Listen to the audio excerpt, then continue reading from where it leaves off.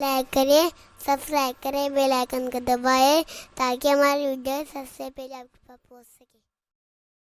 ہم لوگوں کو اگر کہیں سفر کرنا ہو، بلکہ میں ایک چھوٹی سی بات آپ سب کی سمجھ میں آئے اس طرح سے عرض کروں، اگر آپ کو دوسری جگہ اپنا گھر منتقل کرنا ہے، یعنی آپ جہاں رہ رہے ہیں وہاں سے آپ دوسرے گھر میں رہنے کے لیے جانا چاہتے ہیں، تو پورا دن بلکہ کئی دن لگیں گے آپ کے گھر کے سامان کو ٹرانسفر کرنے کے اندر۔ ایک دن کبڈ جا رہا ہے، ایک دن فرنیچر جا رہا ہے، ایک دن بیگ جا رہی ہیں، ایک دن صوفے جا رہے ہیں، یہ ساری چیزیں جا رہی ہیں، تو ٹرانسفر میں اتنا وقت لگے گا، اس لیے کہ سامان ہم نے اتنا جمع کر رکھا ہے۔ لیکن اللہ والے تو ایک ملک سے دوسرے ملک منتقل ہوتے تو ایک چھوٹی سی اٹیچی کے علاوہ کچھ نہیں ہوتا تھا۔ وجہ کیا تھی؟ کیا وہ غریب تھے؟ توجہ چاہوں گا، غریب تھے؟ نہیں، بہت مالدار تھے۔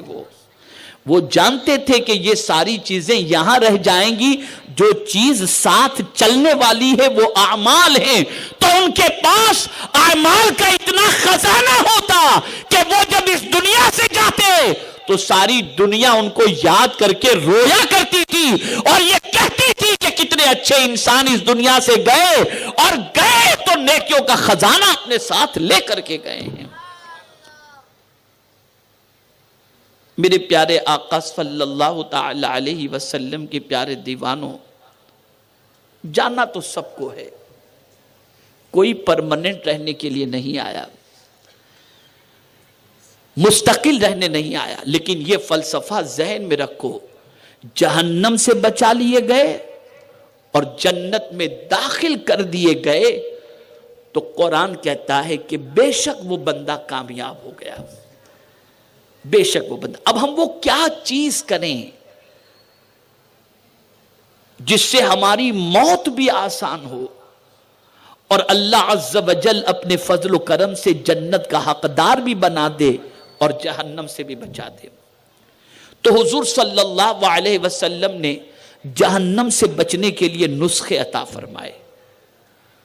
ان میں سے ایک نسخہ یہ ہے، ام المؤمنین حضرت عائشہ صدیقہ رضی اللہ تعالی عنہا سے میرے آقا صلی اللہ علیہ وسلم نے ارشاد فرمایا، اے عائشہ، تم سے ہو سکے تو کھجور کی ایک گٹھلی ہی صدقہ کر کے جہنم سے بچنے کا اہتمام کرو۔ یعنی اگر کوئی شخص صدقہ کرتا ہے تو اللہ رب العزت جل جلالہ صدقے کی وجہ سے بری موت سے بھی بچا لیتا ہے اور جہنم سے بھی بچا لیا کرتا ہے۔ صدقہ ایسا عمل ہے، اور یہی وجہ ہے کہ اللہ والوں کی زندگی اٹھا کر دیکھو تو اللہ والا کہتے ہی اسے ہیں جو اللہ کے نام پر لٹانے والا ہو۔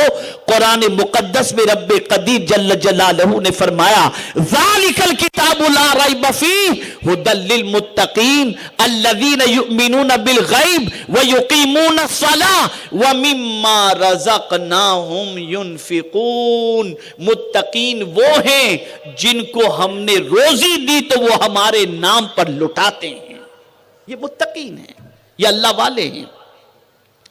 یہ ہم جو ڈر جاتے ہیں چھوٹی چھوٹی چیزوں سے، چھوٹے چھوٹے معاملے سے،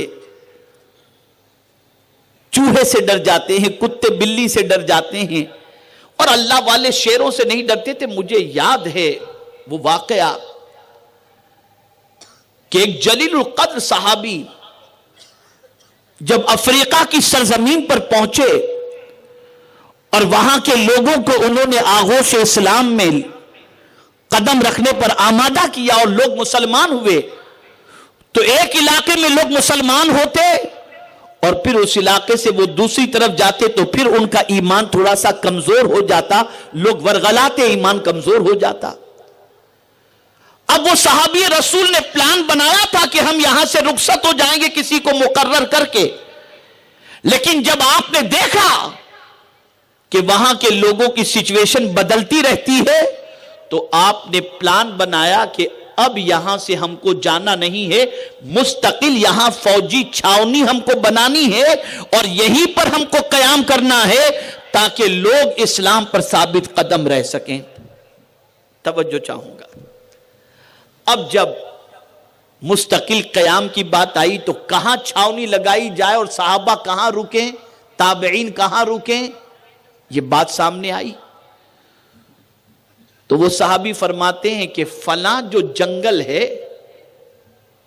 اس جنگل کے اندر ہم پڑاؤ ڈالیں گے۔ بس اتنا سننا تھا کہ تابعین نے عرض کیا کہ حضور آپ کیا فرما رہے ہیں، وہ تو شیروں کی جگہ ہے،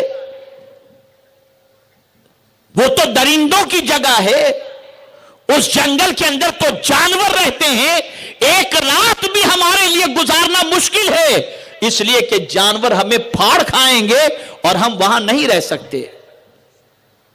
اب وہ صحابی رسول فرماتے نہیں رہنا ہے تو یہی رہنا ہے اور یہ میرا فیصلہ ہے۔ اب سارے تابعین نے اپنے صحابی کے فیصلے پر عمل کرنے کا ارادہ کر لیا، لیکن ایک تابعی نے عرض کیا کہ حضور ہماری جان کو خطرہ ہے، اس کے باوجود بھی ایسے جنگل میں آپ رہنے کی بات کر رہے ہیں جہاں پر درندے ہیں، شیر ہیں، کیڑے مکوڑے ہیں، اگر ہمیں وہ اذیت پہنچائیں تو پھر اس کا کیا علاج ہے؟ کچھ علاج بھی آپ نے کیا ہے؟ کہا ہاں۔ اب جواب سنیے آپ۔ کہا ہاں۔ کہا کیا علاج ہے؟ کہا فکر مت کرو، وقت پر ہم بتائیں گے، جب تمہارا ارادہ پختہ ہو چکا ہے تو اب تم دیکھو۔ اور پھر وہاں پر کھڑے ہو کر جنگل میں انہوں نے خطاب کیا، تابعین سے نہیں، جنگل کے جانوروں سے خطاب کیا، اور جانوروں کو خطاب کرتے ہوئے فرمایا اے جنگل میں بسنے والے جانوروں، ہم نبی کے غلام ہیں، ہمارے لیے جنگل خالی کر دو تاکہ یہاں رہ کر کے ہم اسلام کو پھیلائیں۔ تھوڑی دیر گزری تھی کہ شیر گردن جھکائے جنگل سے جا رہے ہیں، چرین جنگل سے جا رہے ہیں، پرین جنگل سے جا رہے ہیں، اور وہ جنگل خالی ہوتا نظر آ رہا ہے، اور 40 سال تک اس جنگل کے اندر اللہ کے رسول کے غلاموں نے پڑاؤ ڈالے رکھا۔ پتہ یہ چلا جو اللہ سے ڈرتا ہے کائنات اس کے کنٹرول میں کر دی جاتی ہے۔ یہ غلامان رسول کی شان تھی۔ اسی علامہ عبد المصطفیٰ اعظمی صاحب علیہ الرحمہ نے اپنی کتاب میں اس واقعے کو نقل کیا ہے۔ ہم کیوں ڈر رہے ہیں؟ وجہ یہ کہ ایمان کمزور ہے، مال سے محبت ہے، موت کا خوف نکل گیا، موت سے نفرت ہو گئی۔ اے رسول گرامی وقار صلی اللہ تعالی علیہ وسلم کے پیارے دیوانوں، رسول اعظم صلی اللہ تعالی علیہ وسلم نے بڑی پیاری بات ارشاد فرمائی، اور یہ بات اچھی طریقے سے ذہن میں رکھیں۔ بہت سارے مسلمان نا امیدی کے شکار ہوتے ہیں، بہت سارے مسلمان افسردگی کے شکار ہوتے ہیں، بہت سارے مسلمان اللہ سے بدگمان ہوتے ہیں اور یہ سوچتے ہیں کہ پتہ نہیں مرنے کے بعد ہمارے ساتھ کیا سلوک ہو، پتہ نہیں اللہ عز و جل ہمارے ساتھ کیا فیصلہ فرمائے۔ تو یاد رکھیں میرے پیارے آقا صلی اللہ تعالی علیہ وسلم کے پیارے دیوانوں، اللہ عز و جل کی بارگاہ میں سچی توبہ کی عادت اپنائیں، اللہ کی بارگاہ میں گناہوں سے معافی مانگا کریں، اور یاد رکھو میرے پیارے آقا صلی اللہ تعالی علیہ وسلم کے پیارے دیوانوں، اللہ سے اچھی امید رکھیں۔ ہم اور آپ اللہ کے بندے ہیں، اللہ اپنے بندوں سے محبت فرماتا ہے۔ اللہ اکبر، طبرانی میں موجود ہے، حضرت معاذ بن جبل رضی اللہ تعالی عنہ سے رسول اعظم صلی اللہ علیہ وسلم نے فرمایا اے معاذ اگر تم چاہو تو میں بتاؤں؟ عرض کرتے ہیں یا رسول اللہ صلی اللہ علیہ وسلم ضرور ارشاد فرمائیں۔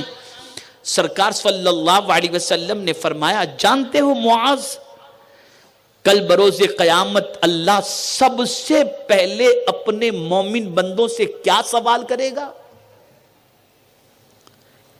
عرض کرتے ہیں حضور بہتر جانتے ہیں، اللہ بہتر جانتا ہے۔ سرکار صلی اللہ علیہ وسلم نے فرمایا مولا قیامت میں اپنے بندوں سے، مومن بندوں سے پہلا سوال یہ کرے گا کیا تم میری ملاقات کو پسند کرتے تھے؟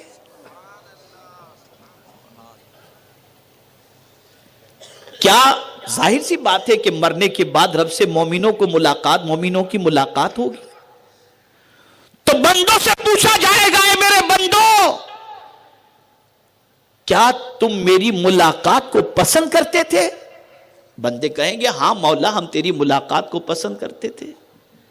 تو میرا مولا فرمائے گا کیوں؟ وہ ارشاد فرمائے گا کیوں؟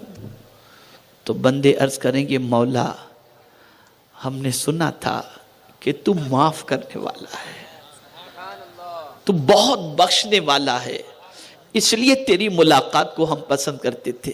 میرے پروردگار کی رحمت کو جوش آئے گا اور ارشاد فرمائے گا اے مجھ سے اچھا گمان کرنے والو اب تو تمہاری مغفرت میرے لیے واجب ہو گئی, جاؤ میں نے تم کو معاف کر دیا. تو اے رسول گرامی وقار صلی اللہ تعالی علیہ وسلم کے پیارے دیوانوں, رب قدیر جل جلالہ سے اچھا گمان رکھو, اللہ عز و جل سے مغفرت کی امید رکھو. گناہ ہزار ہو چکے ہوں, برائیوں میں زندگی ہزار گزر چکی ہو, لیکن توبہ کا دروازہ کھلا ہے. سچے دل سے توبہ کر کے رب سے بھاگو نہیں. رب سے بھاگ کر کے کہاں جاؤ گے؟ اس کی بارگاہ سے جب مقرب فرشتہ, اس کی بارگاہ کا وہ فرشتہ جو روح قبض کرنے والا ہے, وقت مقررہ پر آئے گا اور روح قبض کر کے چلا جائے گا. بچ نہیں سکتے اور کوئی بچ نہیں سکتا. جب پلٹ کر اس کی بارگاہی میں جانا ہے, اسی کو منہ دکھانا ہے اور اس سے ملاقات ہونی ہے, تو دعا کریں کہ اللہ ملاقات اچھی کرا دے. ہماری ویڈیو کو لائک شیئر ضرور کریے.